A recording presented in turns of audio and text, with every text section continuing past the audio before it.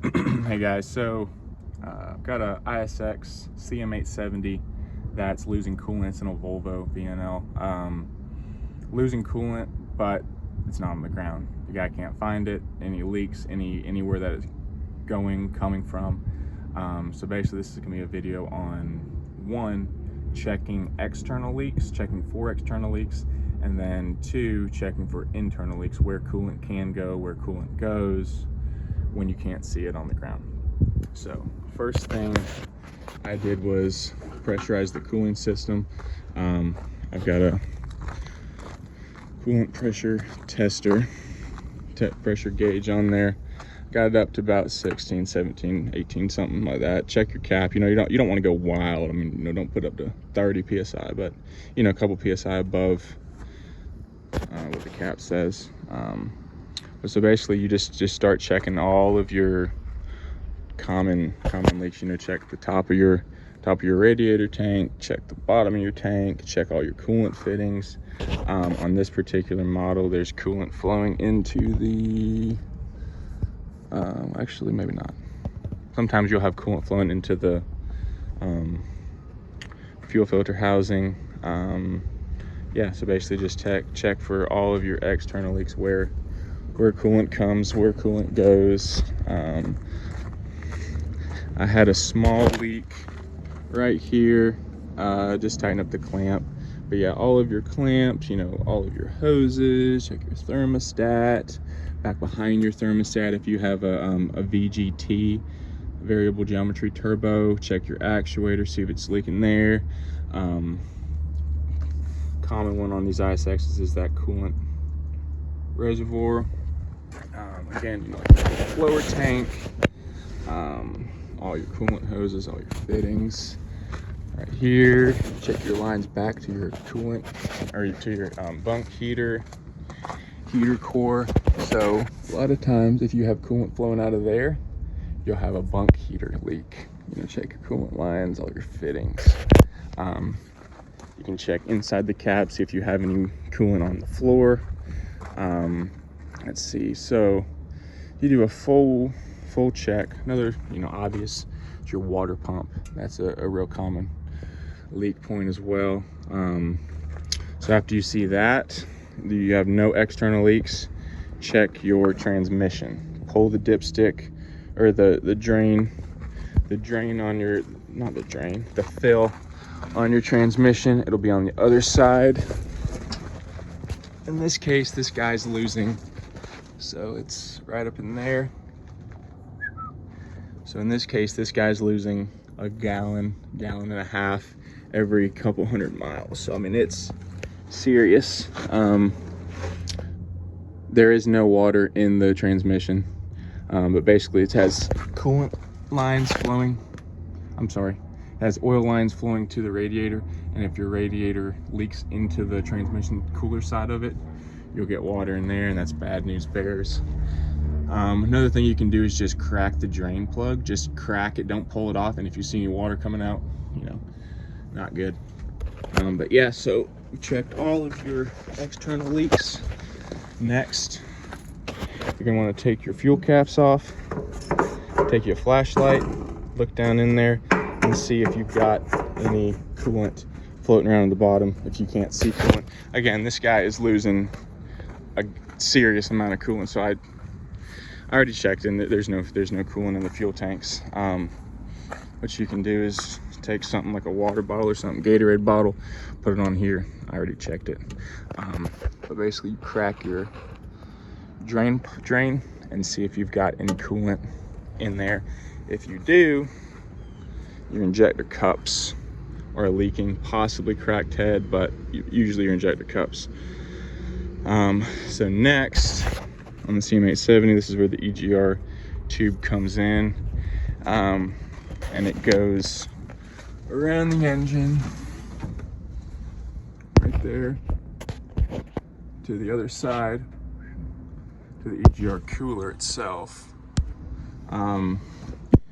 If you can get to it, take those clamps off and scope inside of the cooler to see if you have any coolant in there. I do not, it's dry. So next step, now you got no Got no external leaks whatsoever. EGR cooler is not leaking. What else? No coolant in your fuel, no coolant in your transmission. Next step, that little guy right there, your air compressor.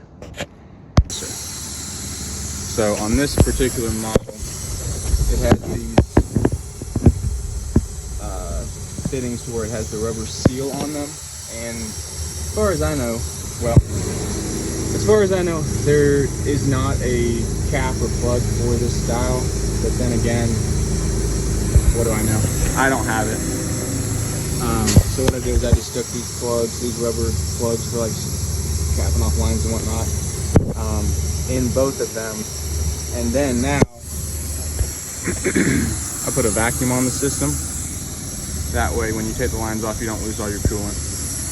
And so now, I'm gonna take the vacuum off and put on a pressure gauge and see if it's still building pressure in the cooling system.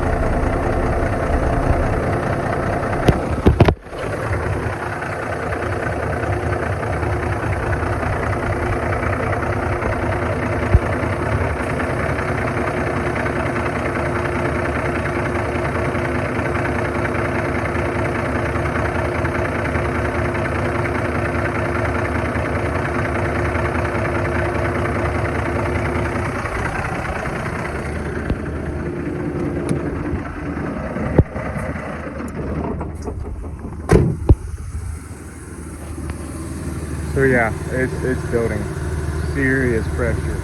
That was not sped up. That was serious pressure very quickly. So now the next step is going to do what's called a block test. Basically, check for combustion gases in the overflow bottle, the coolant reservoir, the surge tank, whatever you want to call it. So that's going to be the next step.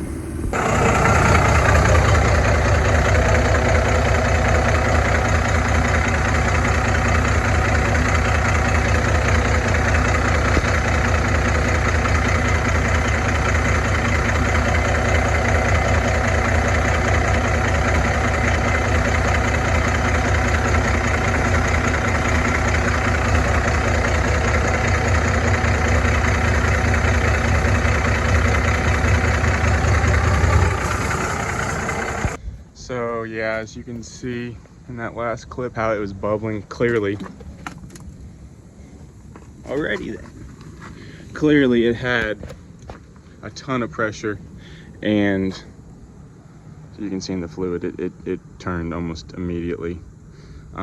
Basically, when you get that fluid, it's supposed to be blue, obviously, as you saw in that video, and when it starts to change colors, it's reading combustion gas in the cooling system. Basically, it's sneaking through the head gasket or cracked head, something like that, and getting into the cooling system, and that's what it's picking up on. It's picking up the carbon dioxide. I always get this mixed up. Carbon dioxide, carbon monoxide, carbon dioxide. Correct me if I'm wrong. Taking up the carbon dioxide in the cooling system, and that's what changes the color from blue to yellow. So with that being said, it's time for this head to come off and send the head out, get it tested, see if it's a cracked head, or if it's a head gasket, check the liner protrusion, do all that, make sure that we don't need to put liners and pistons in this engine. But yeah, guys, so that's that right there. How you check for coolant leaks when you don't see any coolant on the ground. Basically, what would be the proper way to say that? I'm gonna have to edit this.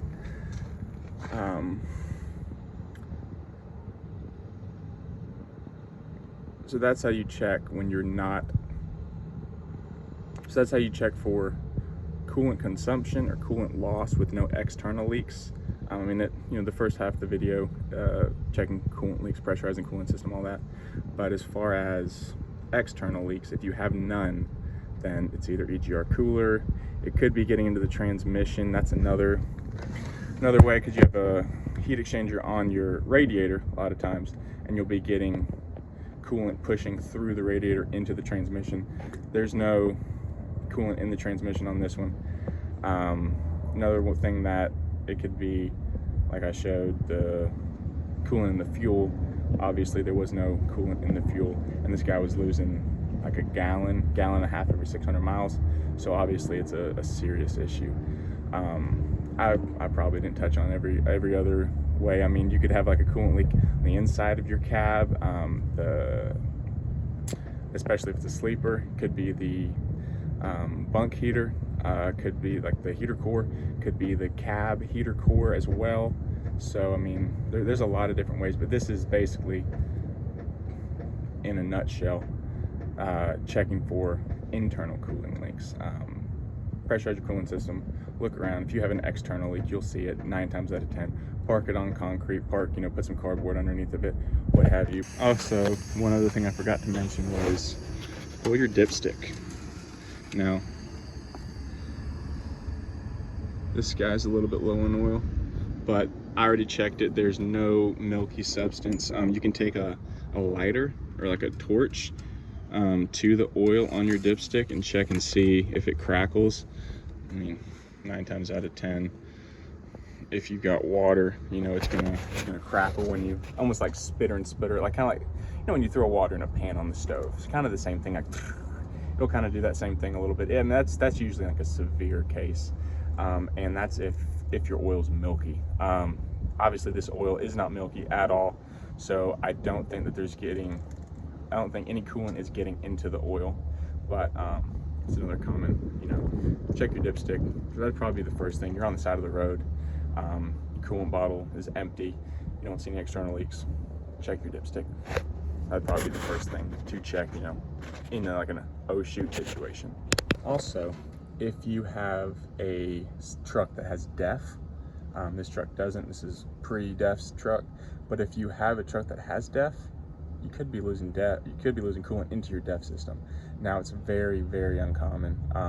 Well, I shouldn't say it's uncommon, but I've never actually seen it to be, I mean, maybe just like a little bit, but not, a severe amount.